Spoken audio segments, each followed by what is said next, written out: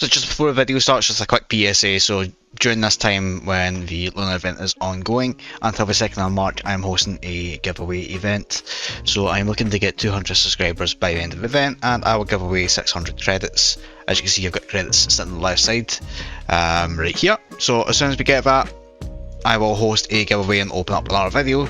But it's just a PSA just to kind of highlight that this is happening as well. Hey guys, my name is Mightman, welcome back to yet another weapon review video. Now, what we're going to be doing now is kind of ramping up for the Easter event. So from the next couple of weeks, or next couple of videos or something like that, we're going to start doing the review for these now. So today we're starting off with the Hareraiser, which is finding quite more of a applicable one, because I think this is the first Easter kind of weapon that we've done. So this is a 9mm heavy machine gun with 450 mag capacity, very fast reload speed and effing fast attack speed, low accuracy, and it's got the minigun critical chance. You also need to be level 25 to equip this, with no proficiencies, and unfortunately you can't trade this. This has a 40 damage per hit and 200 if you are getting the critical, and it has a 20% armor penetration for PvE. You can craft this from stuff from the Easter egg from 2020.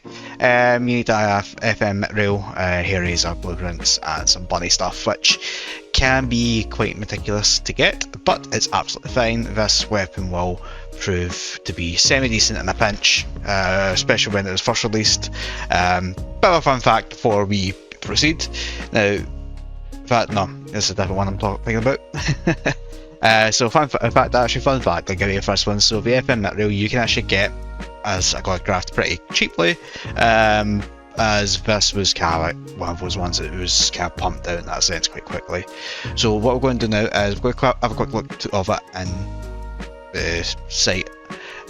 So as you can see here, this is the base stats here. So if I use control, so obviously mine does kind of shut down quite a bit there in that sense, but it's absolutely fine. It's because of the weapon review preset. So yeah, it's going to be fun games to do. We'll do the green one as well, just to show. Yeah, 102 bit hit, so this is going to be fantastic. So let's get into the game. That is our boss hive I want to get to within the next couple of minutes. Okay, so we're now here. So we still got the weapon review thing there, just help on bandits. That's probably why I'm weak. So as you can see, this kind of has a somewhat unique model within the game. Wait for the zombies to come by, I guess. So yeah, we just start blasting. So I am doing 40.8, so obviously being minus doesn't really matter because I've got the max machine gun stuff there. Ooh! I thought I'm seeing stuff, of course. So yeah, this is quite a cost efficient kind of SMG heavy machine gun actually, because the 9mm is quite cheap for what it is. Obviously it doesn't really have any special abilities, so it makes this a bit more difficult in that sense, and with this sword you're not really killing much, and it would take a little bit of significant time, but obviously with some implants and that you will obviously change that. The weapon itself, going by the tests I've done, I probably wouldn't recommend using this outside of the bunker area, or the city main area. It just isn't strong enough for what it is. There is stronger ones out there that you would better off using, and we've got bosses just phasing in. That's cool, just casually. Yeah, I say base wise it's maybe a 5 out of 10. It's basically a non-proficiency heavy machine gun that will do somewhat well with what it is so far, but again we're not particularly just here to see that. We'll just shove on the implants now and we'll get the build story here.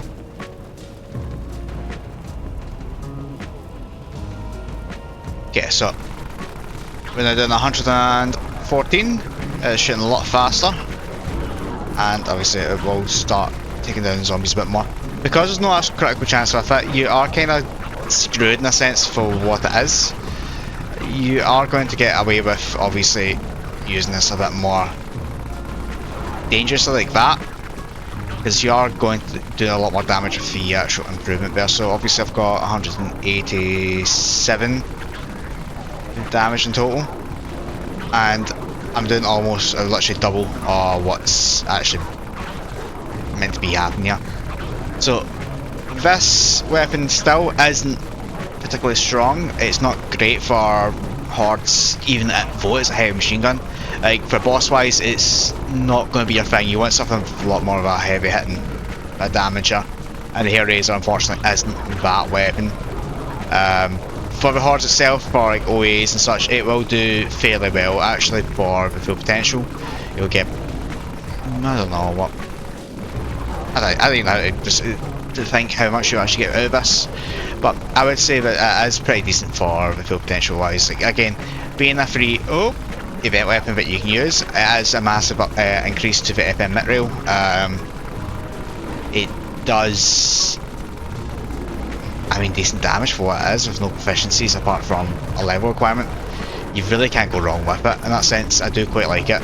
In fact, it does have a unique model, does kind of give it a little bit of a, yeah, I do like it kind of thing for that. But let's just see if we can wrap this up with, or not, because we actually ran out of ammo. Something that's not been done in quite a long time. So yeah, I guess I'll just leave it here, guys. Overall, this weapon is fairly decent for what it is. I wouldn't say this would do you for end game. It will last you mainly just the bunker area. If you plan to use it elsewhere, then Godspeed, because it's not going to be that particularly good against zombies in Death Row or Raven Ridge. And even Wasteland, to be that specific, it doesn't have enough knockback, it doesn't have enough damage for those areas. However, I'm going to just stop blasting. With how it is itself, around the bunker, you're kind of fine with it, especially at a low level, but I wouldn't say this is your end-game kill weapon, just purely due to the lack of viability it has to be used. I would say there is other ones better out there, but we are, as I said, now starting to look at the Easter event weapons that you can make, and we will obviously go down that list. I say make, actually, it's not just make, you can obtain through challenges. So we just got to highlight them for you all to see. You just can make up your opinion if you have any questions regarding the weapon itself, or any weapons I am doing now. Please feel free to ask about it, and I will answer the best I can. End of the day, obviously, these weapon reviews are for yourself, you guys, really, and obviously for me to get some views, obviously, just to kind of see how things are with the community in that sense. But yeah, guys, I'm going to look at these and we'll see what we get. Hopefully, fingers crossed. I'm going to put in the U implant here as well. I'm going to mimic the Slayer implant.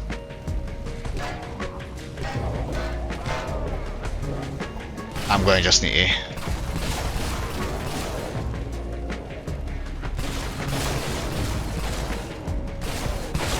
So nothing good so far at all. Yikes, bro.